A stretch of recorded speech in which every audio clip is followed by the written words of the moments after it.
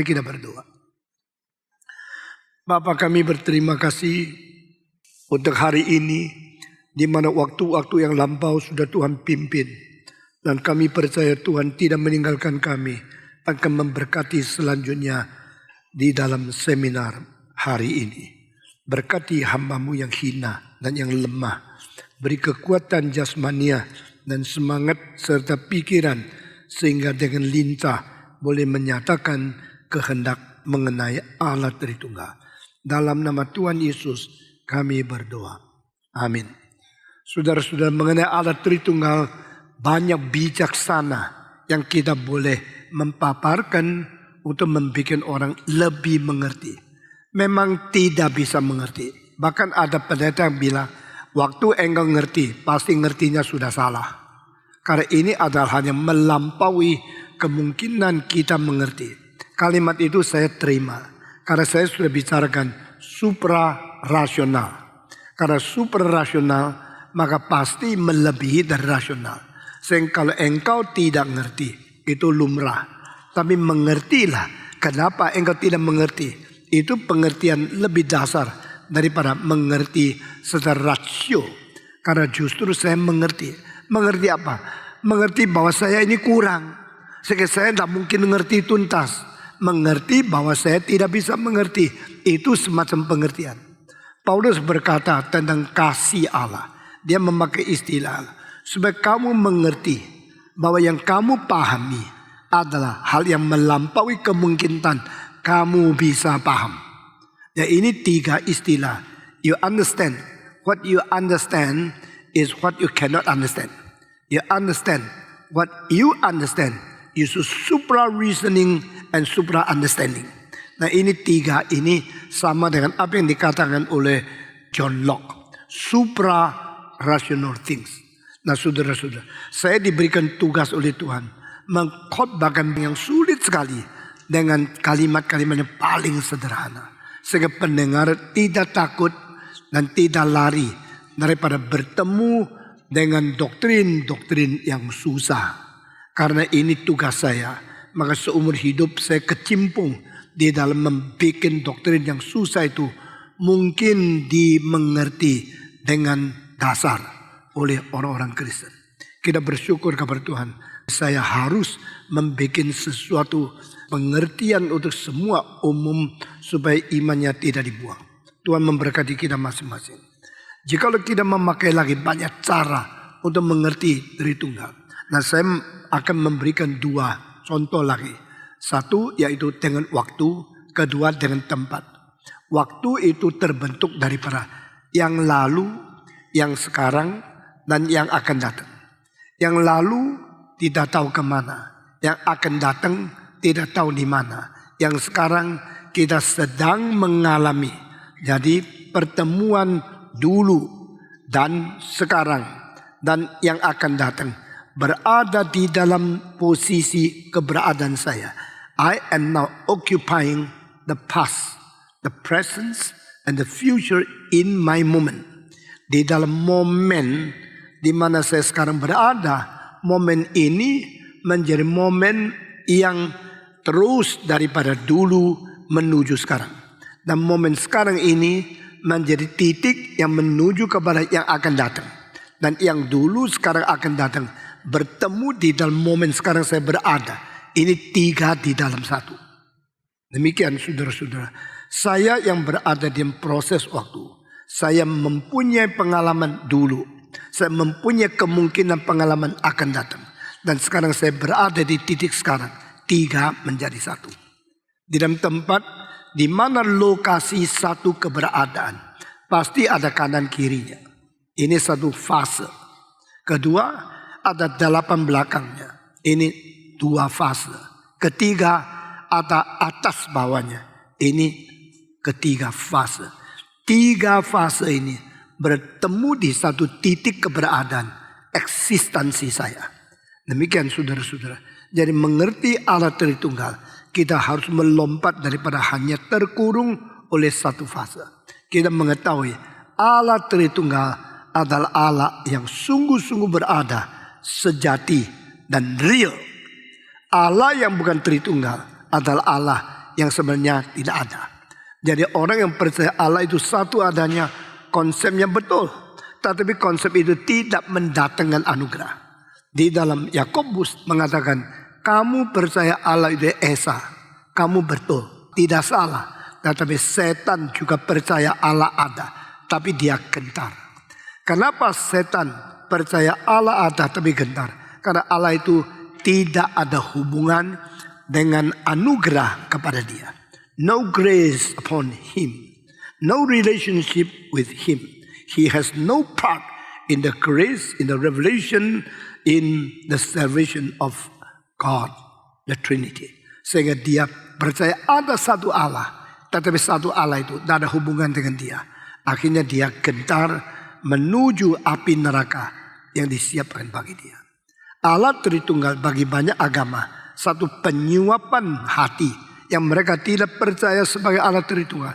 Mereka percaya ada satu Allah. Lalu mereka mengharapkan satu hari boleh kembali ke Allah. Harap mudah-mudahan dapat tempat baik di sisi Tuhan. Itu harapan. Siapa yang bisa memberikan jaminan pasti dia dapat. Tidak ada. Sedangkan pendiri agama pun berkata, doakan saya, mudah-mudahan saya boleh mendapat tempat yang baik di sisi Tuhan. Hal begini adalah satu hal yang sangat bersifat ilusi, sangat halusinasi, sangat imajinasi. Tapi no certainty, a thinking of no certainty is now floating in your mind. Tapi hal ini bukan daripada Allah yang sejati. Yesus Kristus berkata, where I will be, you also will be there. Di mana aku akan berada, kamu juga akan berada bersama dengan aku. Dan Yesus berkata, because I'm living, so you will be just like me, will live together with me forever. Karena aku hidup, engkau akan sama seperti saya, hidup bersama saya di dalam kekekalan. Jadi keadaan realita, keperwujudan konkret daripada Allah Tritunggal itu boleh kita nikmati. Bukan bayang-bayang, bukan pengharapan, bukan mudah-mudahan, but I am certain because God is here. He sent Jesus Christ to save me, and He is now using Holy Spirit to give comfort to me. I have been regenerated in Christ. I belong to God. Allah Tritunggal adalah Allah yang bekerja. Sekarang saya di dalam sesi yang ketiga saya akan bicara Allah Tritunggal. Dari kekekalan sampai sejarah sampai zaman ini. Saudara-saudara, Allah Bapa ada sebelum dunia diciptakan. Allah Anak ada sebelum dunia diciptakan. Allah Roh Kudus ada sebelum dunia diciptakan. Karena Allah adalah Allah, maka Allah itu kekal. Karena Allah adalah kekal, maka Allah tidak ditimbulkan. Allah tidak diperbuat. Allah tidak diciptakan, Allah tidak dijadikan ada dari tidak ada. Allah Bapa kekal adanya, Allah Anak kekal adanya, Allah Roh Kudus kekal adanya. Merekalah yang menjadi Allah Esa yang mencipta segala sesuatu. Maka Allah Bapa, Allah Anak, Allah Roh Kudus bukan hasil ciptaan.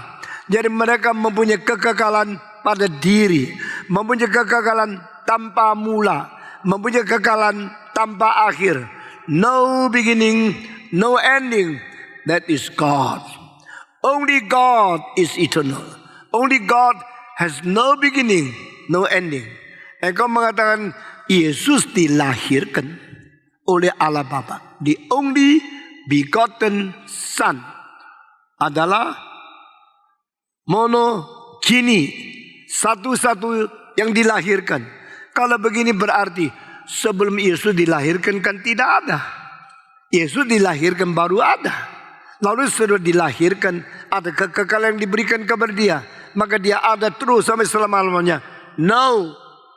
Yesus dilahirkan tidak berarti sebelum dilahirkan dia tidak ada. Yesus dilahirkan berarti dia keluar dari Bapa dan menjadi sesuatu yang dihasilkan oleh kehadiran daripada Bapa. Apa artinya kehadiran daripada Bapa? Bapa kekal, maka kelahiran Yesus juga di dalam kekekalan. Karena Yesus juga kekal adanya Allah. So di dalam hal ini seorang Bapa gereja mengatakan ini adalah sesuatu eternal generation. Dilahirkan di dalam kekekalan sebelum adanya waktu, sebelum diciptakannya tempat, sebelum diciptakan segala benda dan segala makhluk atau hidup yang lain. Allah yang kekal, di dalam kekal melahirkan Kristus menjadi anak Allah yang tunggal. Saudara-saudara, di dalam hal ini saya mau tanya, sebelum Yesus lahir di mana? Sebelum Yesus lahir di dalam Bapa, dan dia bersatu dengan Bapa. Itu sebab di dalam Yohanes pasal 1 mengatakan dari semula adalah firman. Dia bukan dari permulaan dunia dicipta. Permulaan dicipta itu in the beginning of the created world.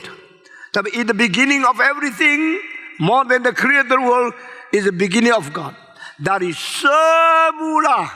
Ini semula lain dengan kalimat in the beginning di dalam kitab Kejadian. Kitab Kejadian, the beginning is the beginning of creation. Tetapi Yohanes pasal 1, in the beginning, at the beginning of the eternal existing God. Jadi Allah yang kekal, di dalam kekekalan itu dia sudah ada. Dan di dalam kekekalan ada Allah Bapa dan Allah Anak. Tetapi Allah Anak keluar dari Allah Bapa menjadi sesuatu pribadi yang berelasi dengan Allah Bapa di dalam sesuatu kemungkinan yang kita boleh menghadap kepada dia. Dan Roh Kudus juga keluar dari. Bedanya Yesus Kristus, anak Allah yang dilahirkan oleh Allah Bapa, dan Roh Kudus yang bukan dilahirkan oleh Allah Bapa.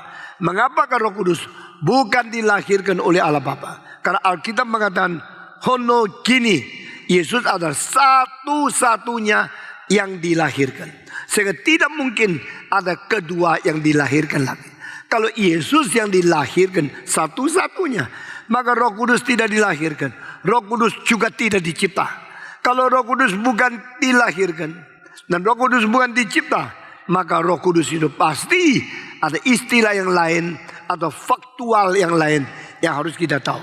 Nah, Alkitab mengatakan yang dicipta bukan Kristus, yang dicipta juga bukan Roh Kudus. Karena Allah sang pencipta, Allah Bapa sang pencipta, Allah Anak sang pencipta, Allah Roh Kudus sang pencipta. Sehingga Allah Anak tidak dicipta oleh Allah Bapa, Allah Roh Kudus tidak dicipta oleh Allah Bapa dan Allah Anak. Dengan demikian Yesus ya adalah sebelum dunia diciptakan, dia dilahirkan dari Bapa. Lalu Roh Kudus keluar dari Bapa, dilahirkan. Ada proses dari hidup yang melahirkan. Keluar ada proses hidup yang mengutus.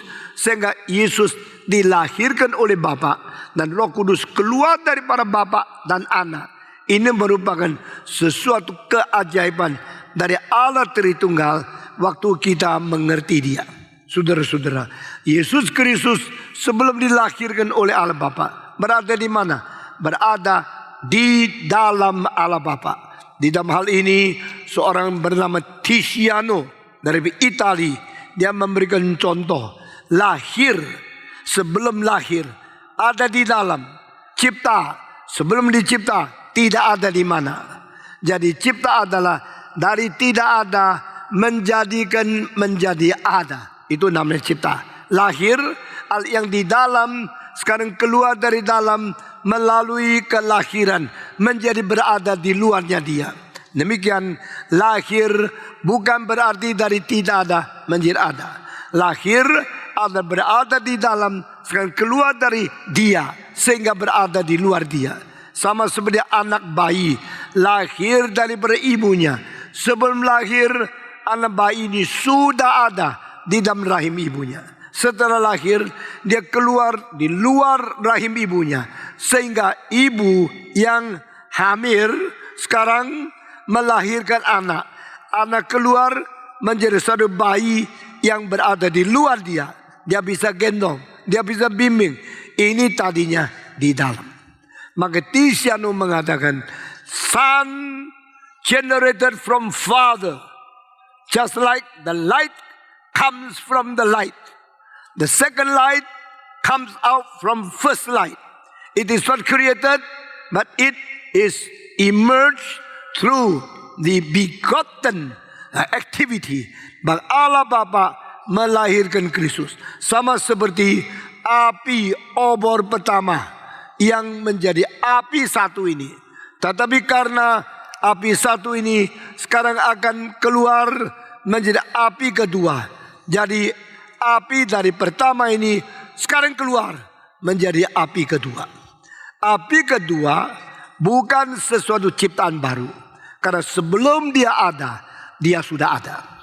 Sebelum ada di luar, dia ada di dalam. Sebelum ada kita kelihatan, dia ada bersatu. Itu sebab di dalam Yohanes mengatakan, pada mulanya adalah firman. Kalimat kedua, firman beserta Allah. Kalimat ketiga, firman adalah Allah. Semua. Pada mulanya adalah firman. Firman beserta Allah. Firman adalah Allah. Lalu kalimat selanjutnya, segala sesuatu dicipta olehnya. Kalimat selanjutnya lagi, barang apa yang berada, tidak ada satu yang bukan dicipta olehnya. Berarti Allah Bapa mengandung Allah Anak. Seperti terang yang pertama menyimpan terang kedua di dalamnya. Pada waktu terang yang kedua keluar dari terang pertama, tidak berarti dia baru ada. Karena sebelumnya dia sudah ada di dalam itu. Nah, ini lahir dari orang yang di luar melihat.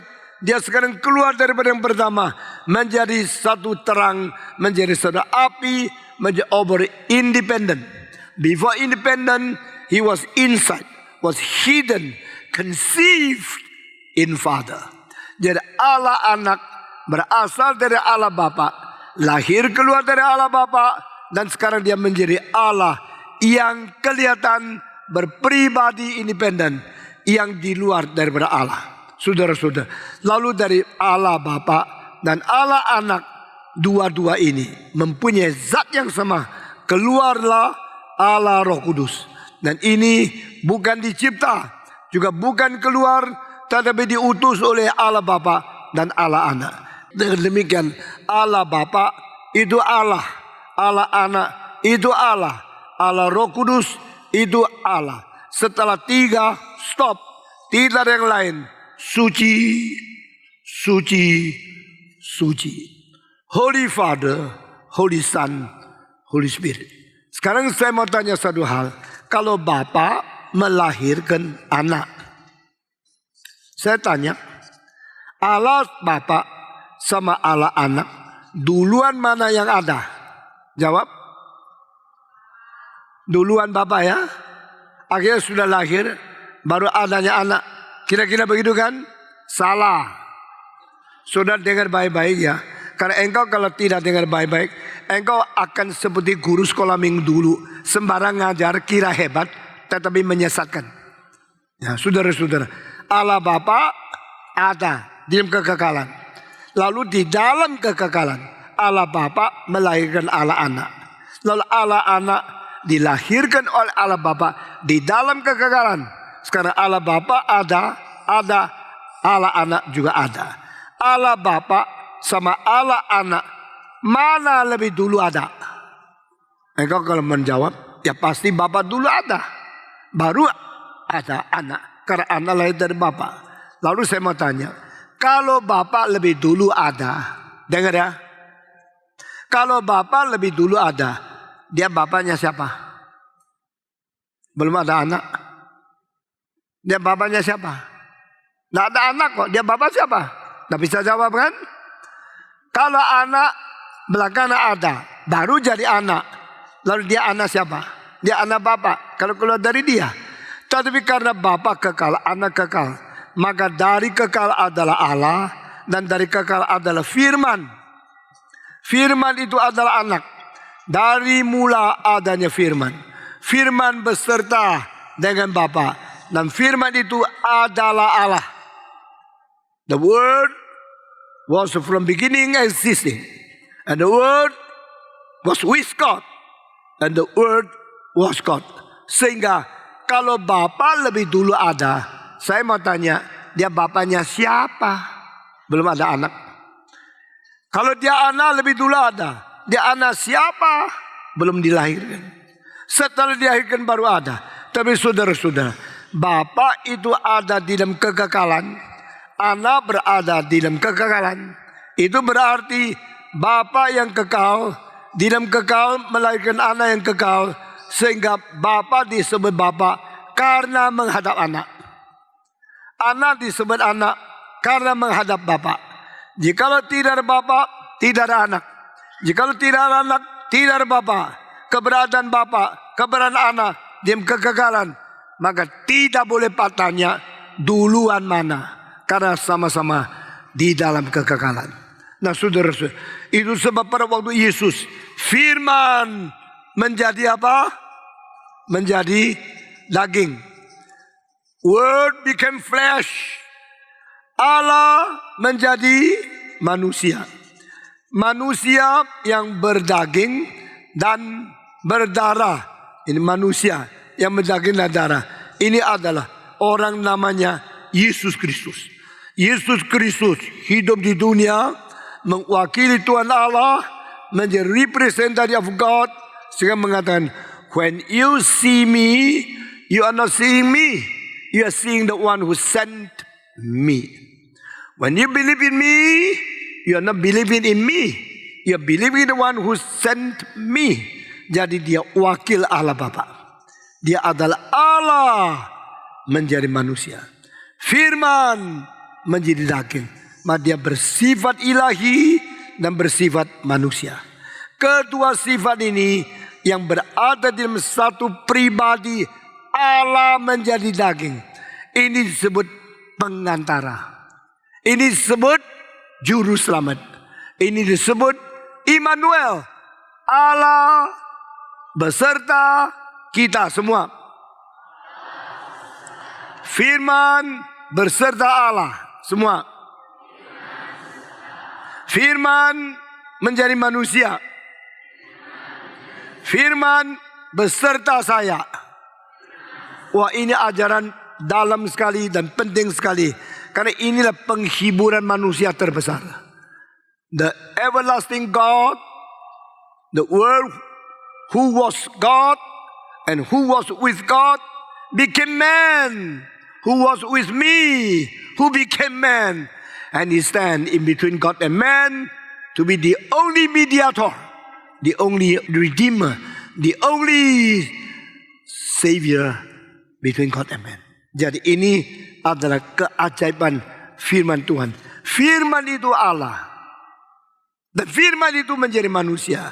Sehingga di dalam firman itu mempunyai sifat ilahi dan mempunyai sifat manusia. Dia menjadi Allah yang bertubuh manusia. Dia menjadi Allah yang hidup di tengah-tengah kita.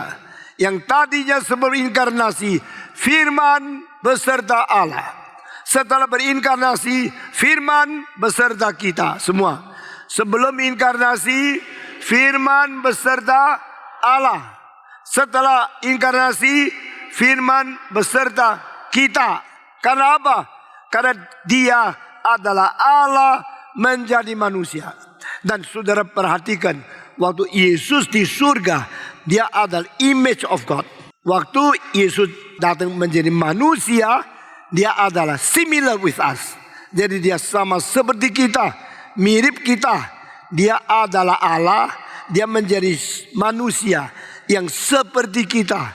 Dan dia mempunyai rupa asli dari Allah. Dan menjadi rupa asli untuk kita.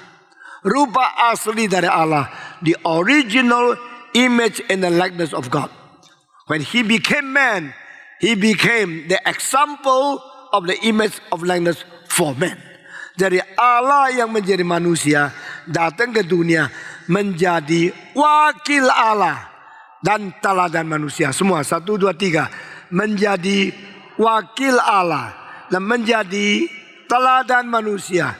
Yesus berkata, lihatlah saya, sayalah menyatakan Allah. Yang lihat saya bukan lihat saya, dia lihat kepada yang mengutus saya.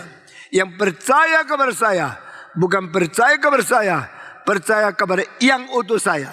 Tapi dia mengatakan, akulah teladanmu, ikutlah teladanku, pikullah kukku, dan belajar daripada teladan aku. I am your example, I'm your leader.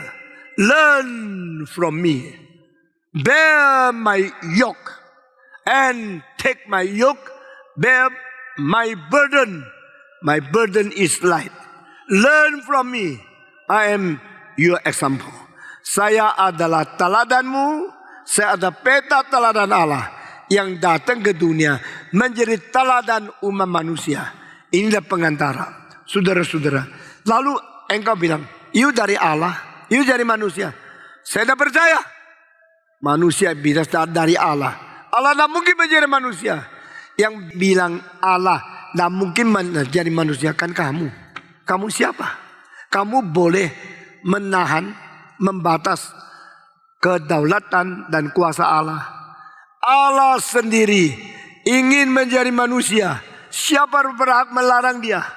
Dan Allah dari tidak terbatas mau membatas diri. Siapa boleh menahan dia? The unlimited one, limit himself and born to be man. Who can against this one? Who can restrict him? Tidak ada orang bisa menahan dia. Karena yang tidak terbatas rela menjadi terbatas. Ini adalah kerelaan dia. Saudara-saudara, yang tidak terbatas rela membatas diri. Itu mungkin. Yang terbatas ingin menjadi tidak terbatas, itu tidak mungkin. Itu sebab God became man. It's up to God's sovereignty, of God's willingness, and God's own power to limit himself become man. Tapi man menjadi Allah tidak mungkin. Man is by nature created, limited, polluted, and we have no power to change our relative nature become absolute. To change our limited being become unlimited. Itu sebab Allah mau membatas diri. Ini adalah kerelaan, kesanggupan, dan kehendak Allah sendiri untuk menjadikan juru selamat itu di tengah-tengah kita. Barang siapa yang melihat Yesus hanya manusia saja, itu menghina Allah. Karena engkau mau membuktikan dia manusia gampang. Engkau membuktikan dia bukan manusia sulit. Engkau membuktikan dia Allah tidak gampang. Tapi engkau membuktikan dia bukan Allah tidak mungkin. Empat kalimat ini dengan baik-baik. You want to limit Christ and say he is only a human being. You can see like that. But you say he is the only human being.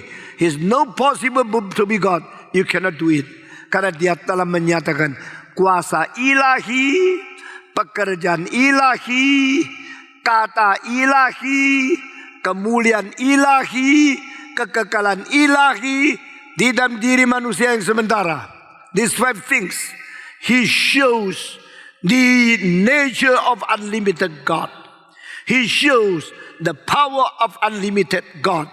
He shows the wisdom of unlimited God.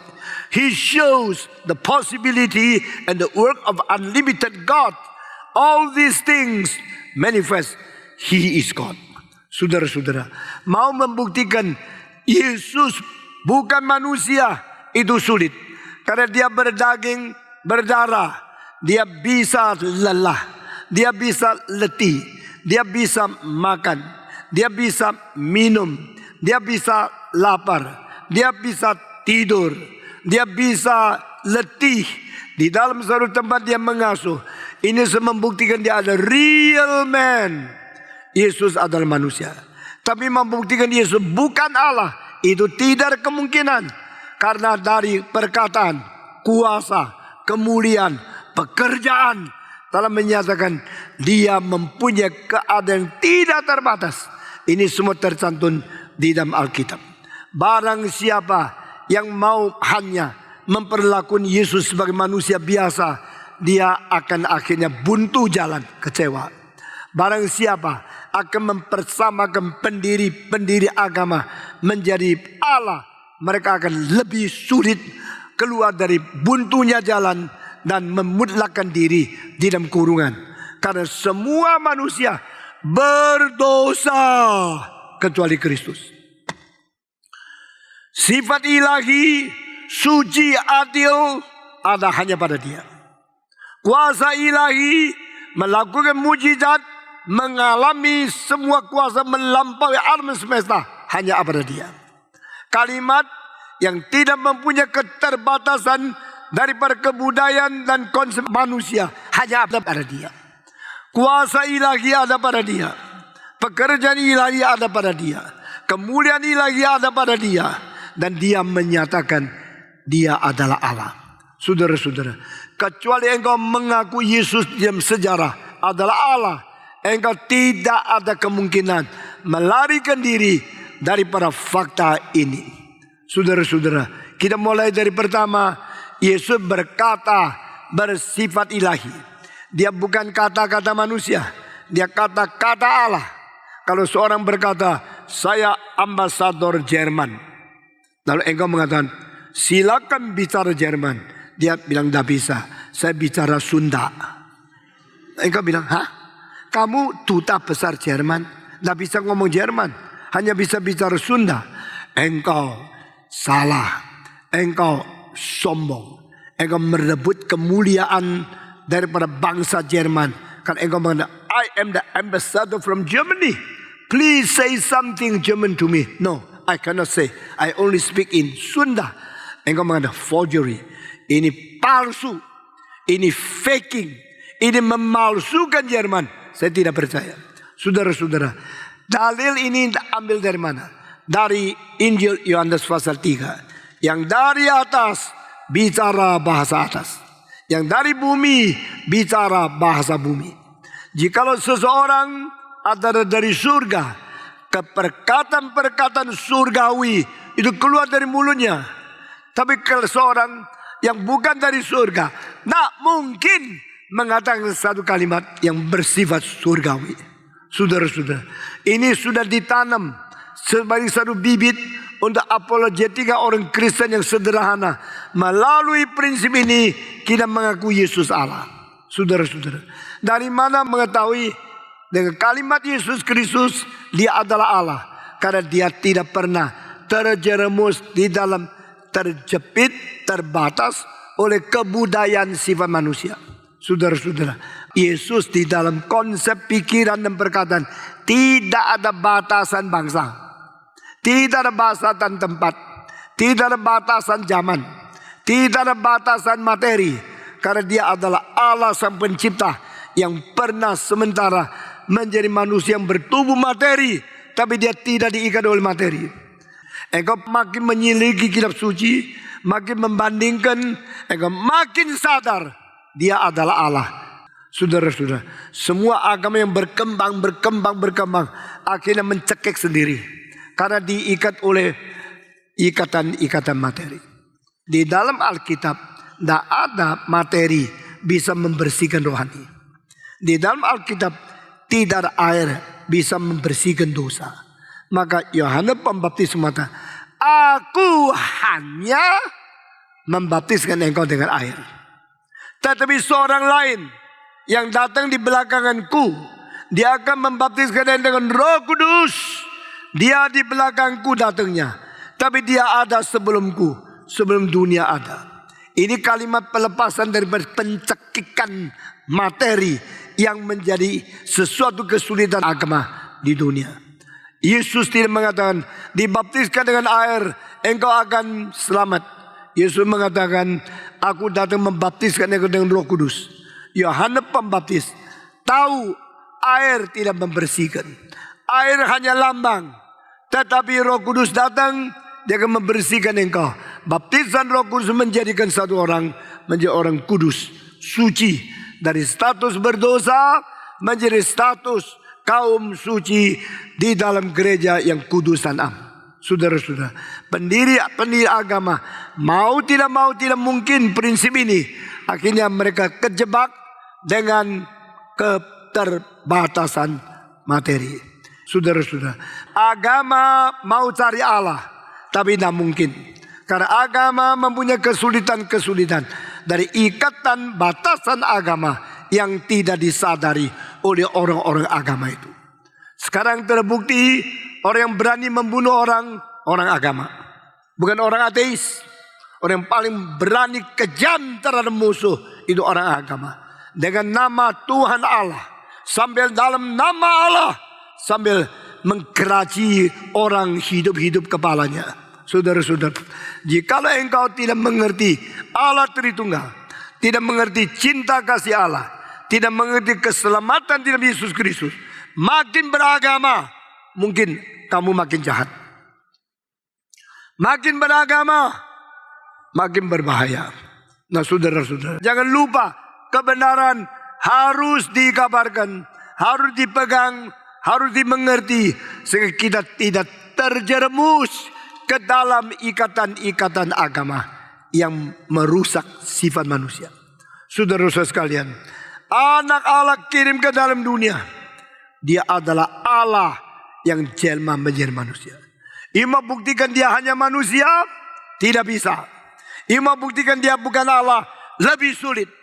Barang siapa berani pakai usaha seumur hidup untuk membuktikan Yesus bukan Allah, akhirnya engkau pasti sebelum mati engkau berhenti tulis dan mengatakan tidak ada jalan kecuali engkau mengaku dia Allah. Jangan main-main. Yesus seperti satu batu sandungan yang jatuh di dalamnya mungkin mati. Yang mau melepati dia tidak bisa. Dan dia menjadi batu ujian untuk setiap orang yang betul-betul mau cari kebenaran di dalam agama. Sedangkan kalimat di dalam agama manusia mencari Tuhan, ini salah. Ini omong kosong. Di dalam agama manusia bukan mencari Tuhan, mencari berkat Tuhan, mencari hadiah Tuhan, mencari anugerah Tuhan sehingga dia boleh dilepaskan dari kesulitan. Ini agama. Agama tidak mencari Tuhan. Agama melarikan diri dari Tuhan. Religion is not searching for God. Religion is human effort. So religious and try to escape from God. Manusia melalui agama membius diri. Melalui agama menipu hati nurani. Melalui agama menutupi suara yang paling jujur daripada hati nurani yang menjadi wakil Tuhan. Dia mengatakan saya sudah ada agama. Saya sudah puasa. Saya sudah pergi mengikuti akan segala perjalanan berziarah. Saya sudah berpuasa. Saya sudah bersedekah. Saya sudah melakukan. Maka dia menjadi sombong, membentuk dan menjadikan diri congkak untuk melawan Tuhan, menghina orang lain. Saudara-saudara, agama adalah cara mendirikan jasa bagi diri sendiri. Tadi Roma pasal 3 berkata, dengan cara mendirikan jasa kah? Tidak. Dengan cara percaya kepada Tuhan. Percaya kepada Tuhan berarti menyangkal jasa. Percaya kepada Tuhan berarti tidak lagi membanggakan diri. Percaya Tuhan berarti menyangkal diri, mengaku dosa, dan kita datang minta kasihan dari Tuhan. Itu namanya iman di dalam Yesus Kristus. Saudara-saudara, Yesus kenapa dipaku di atas kayu salib? Karena dia telah terlalu berani berbicara melawan pemimpin-pemimpin agama. Jangan ganggu pemimpin-pemimpin agama. Karena mereka kira mereka mewakili Allah. Kalau engkau mengganggu pelacur maki-maki kamu minder-minder sendiri, lalu pulang sama-sama menyesal. Tetapi kalau kamu berani maki-maki pendiri agama, mereka akan pakai nama Allah untuk menghancurkan engkau. Pada saat itu kekejaman manusia lebih daripada manusia yang dipakai oleh setan. Karena mereka sendiri sudah menjadi Allah palsu, tetapi sekaligus menjadi setan asli. Mereka menantang kehendak Allah. pendiri dan pengejar agama. Kalau bukan sungguh-sungguh menemukan kebenaran dari Tuhan, mereka akan menjadi perusak paling besar. Saudara-saudara, jangan heran kalau dunia ini akan makin lama makin rusak, makin lama makin rusak. Yang paling rusak justru adalah pemimpin-pemimpin agama. Jangan bicara sama saya penginjil, saya pendeta, saya mendirikan gereja. I have no interest of that. Saya telah melihat banyak pendeta palsu. Saya telah melihat banyak pengkhotbah yang bohong, yang tidak jujur, penipu-penipu, mengatakan kau akan menjadi kaya juga percaya Tuhan. Sebelum kau kaya, dia kaya dulu. Karena dia mengambil perpuluhanmu dan pakai Alkitab itu punya dia. Akhirnya dia pakai jubah yang di belakang jubah dosa-dosa. Tutup jubah kelihatan saleh. Termasuk pendeta Kristen yang tidak bertanggung jawab. Saudara-saudara sekalian, mengapa Yesus mati? Dia mati bukan di dalam tangan orang ateis. Mengapa Yesus mati? Mati di dalam orang biasa. Yesus mati di dalam pimpinan agama yang tidak bisa mendengarkan kebenaran yang keluar dari mulut dia. Di dalam Injil Yohanes pasal 8, because I tell you the truth, and that is the reason you want to murder me. Karena aku memberitakan kebenaran kepadamu, itulah sebabnya kamu mau membunuh aku. The reason human being reject Jesus Christ, the reason human beings crucified him on the cross, because he manifests the sins of the religious leaders. Pada waktu pemimpin agama dibongkar dosanya, mereka akan langsung keluar taringnya, menyatakan mereka bukan orang yang mencari kebenaran. Mereka adalah membela faedah dan profit, status quo mereka sendiri, bahaya sendiri. Itulah sebab anak Allah harus datang ke dunia menjadi manusia supaya boleh mati untuk kebenaran. Saudara-saudara, Kierkegaard mengatakan yang berada di cross, yaitu yang menang. Dan yang menang itu hanya satu, dan dia sudah mati di atas salib. Maksudnya yang benar-benar menyatakan kebenaran ilahi adalah Kristus. Dan satu-satunya yang menyatakan keilahian Allah adalah yang menjadi manusia, yang tidak diterima oleh manusia yang lain, harus dibunuh mati. Saudara-saudara, itu sebab mari kita memikirkan Allah Tritunggal daripada Kristologi. Christ is God. Saudara-saudara, jikalau Christ is not God, maka tiga hal yang mungkin terjadi. Dia pembohong. If he is not, and he proclaim he is the biggest liar. Apakah Yesus seorang pendusta paling besar dalam sejarah? Cari dari segala pelosok-pelosok, segala sudut-sudut hidup daripada Yesus Kristus. Coba menemukan ada ketidakjujuran di dalam perkataan dia satu kali tidak. Engkau menemukan it is impossible. There's no man as sincere, as honest as him. So he is never a liar, but he's the only honest savior in human history. Satu-satunya yang tidak pernah bohong, satu-satunya yang mutlak jujur di dalam sejarah manusia, bahkan sejarah agama manusia, hanya Yesus Kristus. Jesus never lie. He's the only sincere, honest Son of Man, who was truly Son of God, became Son of Man. Saudara-saudara, Yesus pembohong kah? Kedua, Yesus paling congkak. Tidak ada seorang pendiri agama berani mengatakan, kalau engkau tidak melihat kepada aku, tidak mungkin datang kepada Bapa. Siapa dia? Pikir hanya dia saja. Lalu bagaimana dia menanggapi pendiri-pendiri agama lain? I am the way, I am the truth, I am the life. Akulah jalan kebenaran dan hidup. Kecuali melalui aku, tidak ada seorang kembali kepada Bapa. Apakah di dalam mata Yesus tidak ada pendiri agama yang lain? Bukankah sebelum dia saudara Konfusius, saudara Sokrates, saudara Mencius, saudara Yesaya, saudara Ayub, saudara Daud, sudah ada Upanishad, sudah ada kitab Buddha, sudah ada kitab dari Chuang-Tzu, Lao-Tzu, Tao Te Ching. Kenapa Yesus mengatakan, I am the truth? Artinya, I am that only truth. I am the life. Artinya, I am that only life. I am the way. I am that only way to God. No one come to my Father except by me. Jikalau Yesus pembohong, maka kita boleh terima kalimatnya yang begitu anggap diri hebat. Jikalau Yesus orang yang sombong, kita boleh menerima kalimat yang begitu congkak. Apakah Yesus pembohong? No.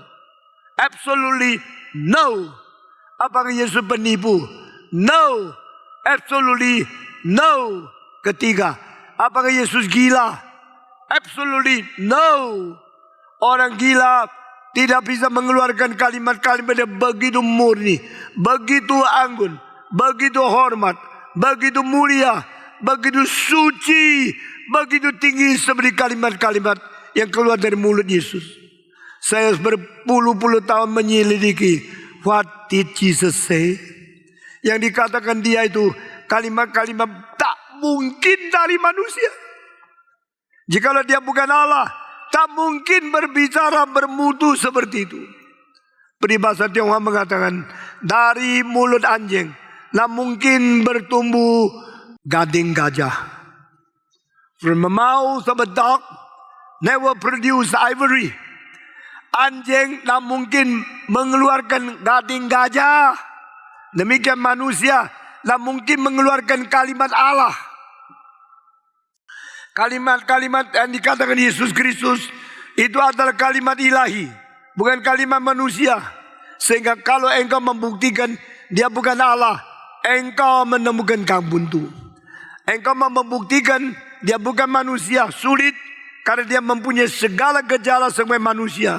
Bedanya, dia tidak berdosa seperti kita. Kalau engkau membuktikan Yesus bukan Allah, engkau pasti kecewa. Sampai engkau mati, engkau tidak mungkin menemukan dia bukan Allah. Satu-satunya kemungkinan, jika Yesus bukan sombong, jika Yesus bukan bohong, jika Yesus bukan gila. Kalau tiga ini tidak, maka kemungkinan keempat yang harus terima, He must be God. Jikalau dia bukan Allah, tak mungkin mengatakan kalimat ilahi itu. Jikalau dia bohong, nah mungkin seluruh perkataan yang dikatakan semua begitu sinkron dan penuh dengan kemuliaan kejujuran. Jikalau dia sombong, tak mungkin dia mempunyai kerendahan hati sampai mau cuci kaki daripada musuhnya, termasuk Yudas. Saudara-saudara, is Jesus arrogant? No. Is Jesus deceiving us? No. Is Jesus Christ insane, crazy? No.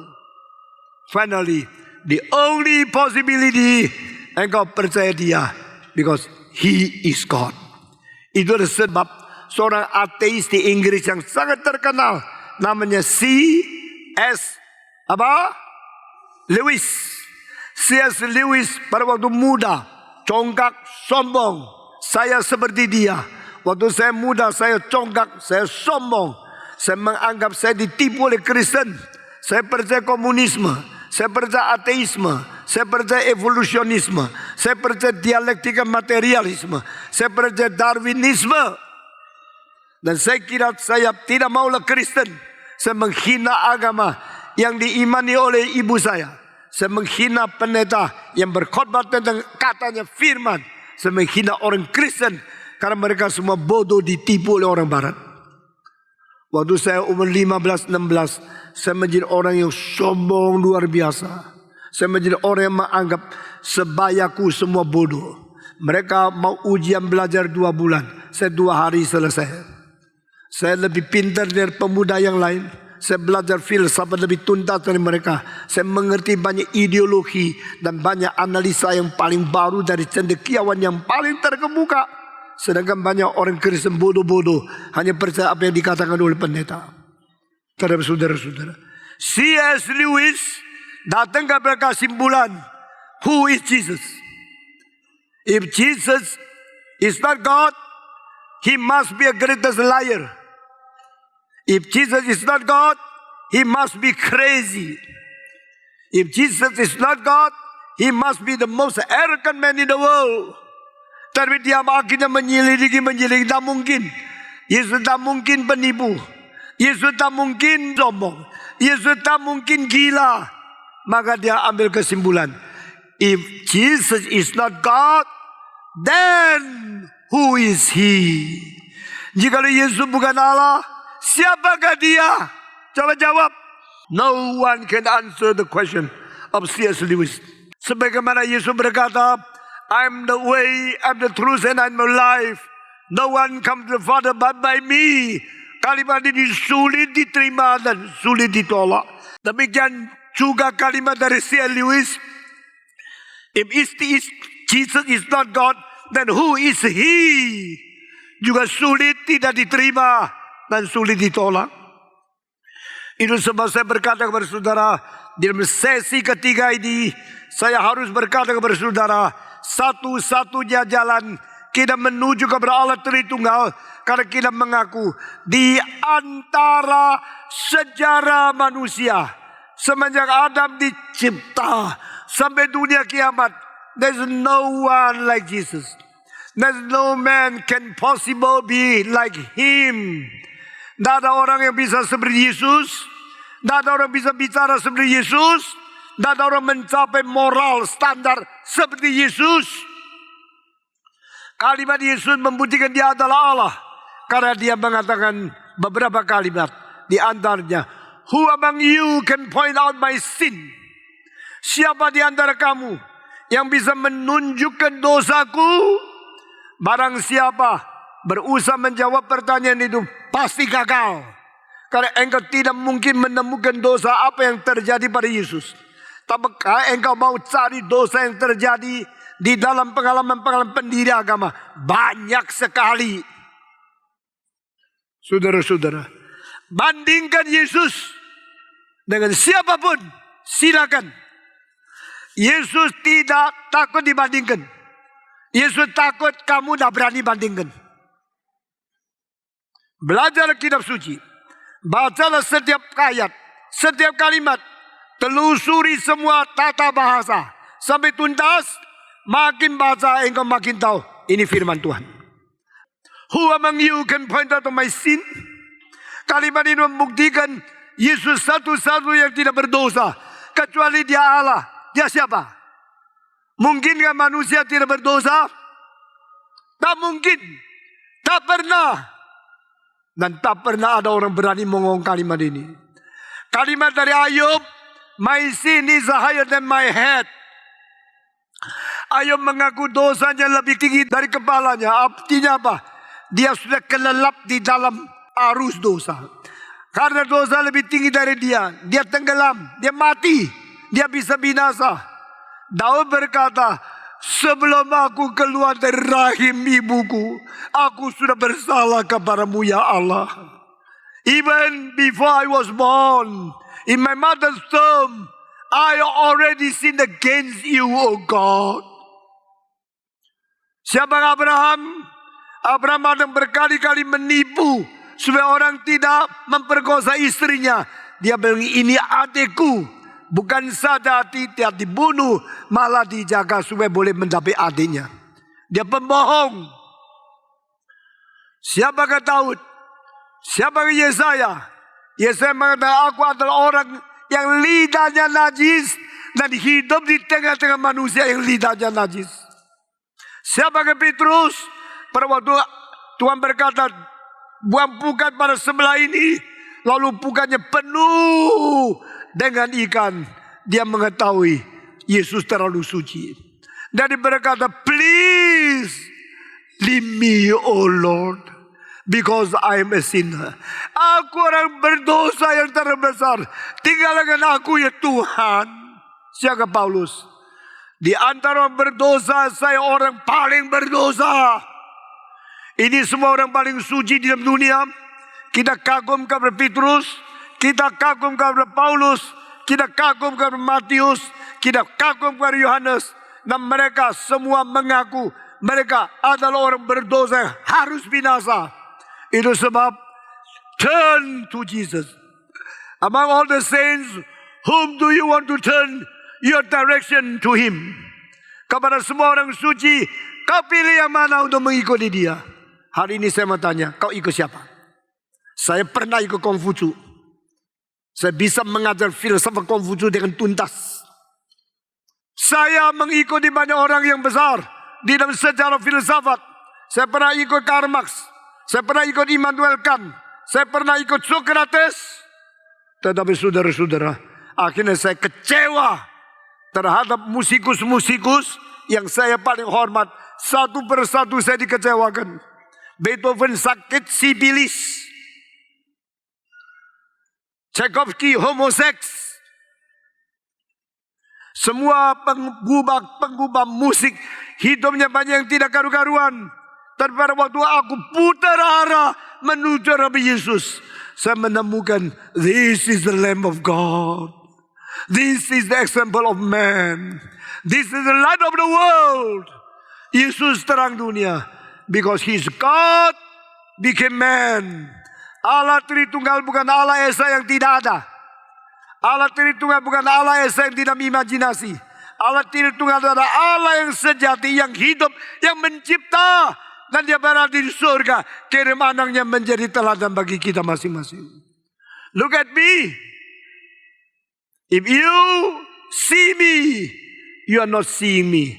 You are seeing Him who sent me. Dialah aku. Dan engkau mengetahui engkau bukan lihat aku, engkau melihat Tuhan Allah yang mengutus aku kepadamu. Waktu engkau percaya kepadaku, bukan percaya kepada aku, engkau percaya kepada Dia yang mengutus aku kepadamu. Itu sebab sebelum Yohanes meninggal dunia, Pembaptis berkata, behold, the Lamb of God who takes away the sins of the world. Lihatlah domba Allah yang menanggung dosa seluruh dunia. If Jesus is not God, then who is He? Jika Yesus bukan Allah, siapakah Dia? Saudara-saudara, silakan debat, silakan argu, silakan pertahankan teorimu, silakan engkau mengatakan tidak ada Allah Tritunggal, tidak ada Allah menjadi manusia. Tetapi siapakah Yesus? Engkau harus bertanggung jawab untuk menjawabnya. Engkau menemukan semua orang berdosa. Yesus satu-satunya yang suci. Di luar Dia tidak ada orang suci yang mutlak. Saudara-saudara, di mana orang suci di dunia? Engkau tertipu. There's no even one saint in the world except Jesus Christ. The Holy One of God will be conceived by you, Mary. Malaikat Jibril kepada Maria, engkau akan mengandung seorang bayi yang disebut yang suci dari Allah. Tak pernah ada hal begini. Pendiri-pendiri agama tidak pernah dinubuatkan mereka akan dilahirkan oleh naungan Roh Kudus menjadi yang dilahirkan yang disebut yang suci dari Allah. Yesus Kristus, Dia dilahirkan sebagai yang suci dari Allah. Dan Dia hidup mengerti tidak berdosa. Dengan sesuatu tantangan, siapa bisa menundukkan dosaku. Dan akhirnya yang menjual Dia, Yudas, mengambil uang kembali. Tolong terima kembali. Saya menyesal menjual Yesus. Orang Farisi dan imam-imam mengatakan no. Yang sudah jual tak boleh kembali. Yang sudah terima bayaran tak boleh batal. Ini cara perdagangan kita. Sekarang banyak orang ya, barang sudah beli tak boleh kembali. Itu belajar daripada orang Yahudi. Saudara-saudara, saudara kira kamu pintar, kamu hebat. Banyak hal kau belajar dari kitab suci. Saudara-saudara, engkau kalau sudah makan pulang minta bungkus, itu belajar dari kitab suci. Yesus bilang sudah makan selesai, 12 bakul bawa pulang. Itu namanya pulang. Saudara-saudara, terlalu banyak hal yang engkau belajar dari kitab suci, but you take it for granted. Tahu tidak? Orang barat lain sapu sama orang timur. Orang timur sapu ke sebelah, supaya sebelah kotor direversi. Besok sebelah bilang harus balas cinta kasih, sapu kembali. Lah engkau sabar dari sabu ke sebelah, sebelah sabu kembali. Saudara-saudara, cara orang Asia membuang kotoran ke pinggir, lalu kembali, lalu ke pinggir. Maka tebu di Asia banyak sekali. Engkau pergi negara barat, tidak ada tebu. Kenapa? Vakum. Kalau ada debu, ditarik, di vakum, debunya bersih. Itu belajar Yesus Kristus. Karena Yesus menanggung dosa, bukan membuang dosa. Jadi semua kotoran Yesus tarik, vakum kepada dia sendiri. Begitu banyak hal yang kita belajar Alkitab kita tidak tahu. Saudara-saudara, kitab suci membuktikan kepada kita Allah turunkan anaknya membereskan segala hal. Saudara mau bandingkan agama, mau belajar agama, jangan banding dengar sedikit sudah sombong kira engkau pintar. Kalau banding seumur hidup, kitab sama kitab, kata sama kata, wilayah pembicaraan sama wilayah pembicaraan, dibandingkan, engkau menemukan there is no God except you believe and know Jesus is God. Saudara-saudara, Allah Tritunggal, Allah Bapa kita tidak lihat, Allah Anak turun menjadi manusia kita lihat. Sudah lihat masih tidak percaya, dosamu double. Allah berkata, I send my son and you crucified him. Aku mengirim anakku, kau salibkan dia. Bagaimana engkau menghadapi aku yang ku kirim, yang tidak berdosa, yang suci mutlak, engkau masih tidak percaya dia Allah? Saudara-saudara, Allah Tritunggal, saya bicara sampai sekarang sudah menjadi kristologi. Karena setiap kali saya bicara tentang Yesus, hatiku dibakar oleh api Roh Kudus. Saya adalah orang yang hidup untuk Injil. Saya adalah orang dipanggil untuk kabarkan Injil. Saya adalah hidup untuk penginjilan. Meskipun saya belajar teologi, saya menjadi rektor, menjadi dosen teologi, tapi sebenarnya hati saya bukan di teologi, di penginjilan, di dalam kristologi. Kita bersyukur kepada Tuhan Yesus Kristus, anak Allah yang suci, yang jelma menjadi manusia. Hanya di dalam diri dia menemukan Allah. Yang tidak kenal Yesus tidak kenal Allah. If you know me, you know my Father. If you do not know me, you do not know my Father. You only come to the Father through me. Barang siapa yang tidak kenal Yesus belum pernah mengenal Allah. Meskipun pembacaan kitab ratusan ribu hari, nihil. Karena segala kelimpahan, kekayaan sifat ilahi, semua terkumpul dan berada di diri Yesus Kristus secara wujud. Demikian Kolose, demikian firman Tuhan. All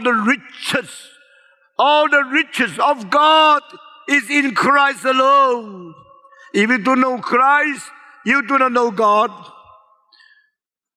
Yang ada anak ada bapa, yang tidak ada anak tidak ada bapa. Engkau bilang saya tidak percaya Allah ada anak. Saya juga tidak percaya Allah tidak diperanakan. Di dalam kitab suci, satu-satunya malaikat yang mengatakan Allah ada anak, itu Jibril. Jibril memberitahu wahyu kepada nubuat kepada Maria yang akan lahirkan. Engkau lahirkan disebut Allah, anak dari Allah Maha Tinggi. Paulus berkata, jikalau ada orang mengabari Injil kepadamu, memberitakan kabar baik kepadamu, baik dari manusia maupun dari malaikat, yang dikabarkan beda dengan apa yang ku kabarkan, biarkan dia dijatuhkan laknat. Kalimat yang begitu berat, apa artinya saya tidak mengetahui. God is God. God's revelation have the unity inside. Apa yang diwahyukan Tuhan dan apa yang diwahyukan Tuhan pasti bersama, bersatu. Karena Allah tidak menipu manusia. Saudara, saya bukan anak muda, saya umur 74. Saya masih 1 tahun naik 300 kapal terbang. Saya pergi ke berapa puluh negara mengabari Injil tidak habis-habis dan rela. Saudara-saudara, kenapa saya mesti kerja begitu berat? Tahu tidak, mulai 3 hari lagi saya keliling 12 kota mengkhotbahkan khotbah Natal. Kenapa orang tua ini mesti kerja begitu berat? Satu-satunya tujuan supaya kamu mengenal siapa Yesus. Tidak ada lain. Dia adalah Allah jelma menjadi manusia. Jikalau manusia mengenal Yesus, itulah bijaksana terbesar yang dia peroleh selama hidup. Jikalau manusia tidak mengenal Yesus atau sudah dengar tentang Yesus menolak, itu manusia paling bodoh selama hidup. Jangan kita menipu diri sendiri. Who is Jesus? Oh my God, my Lord, show me who are you. And let me kneel down. Let me humble before you that accept you as my personal Savior. Saudara-saudara, Kristologi adalah kunci mengenal Tritunggal. Mengenal Kristus adalah pintu masuk mengenal Allah yang sejati. Menolak Kristus berarti menolak nasibmu di dalam kegagalan. Karena Allah tidak mengirim orang lain. Allah tidak menetapkan nama lain. Di dalamnya kita mendapatkan keselamatan. Sampai di sini saja. Masih banyak yang belum dikatakan kepada engkau. Biar kita mendengar firman Tuhan lebih banyak lagi. Mari kita berdoa. Bapa di dalam surga, berkatilah setiap orang yang berada di sini. Entah motivasi kami datang mau menerima engkau atau menolak engkau atau datang meragu-ragukan engkau. Engkau Allah yang sejati. Engkau mengetahui segala motivasi kami. Ampunilah kami. Beri kekuatan kepada kami. Kami boleh jujur merebahkan diri di bawah firman-Mu. Dengar doa kami yang kami panjatkan. Dalam nama Yesus Kristus penebus dan juru selamat kami yang hidup. Amin.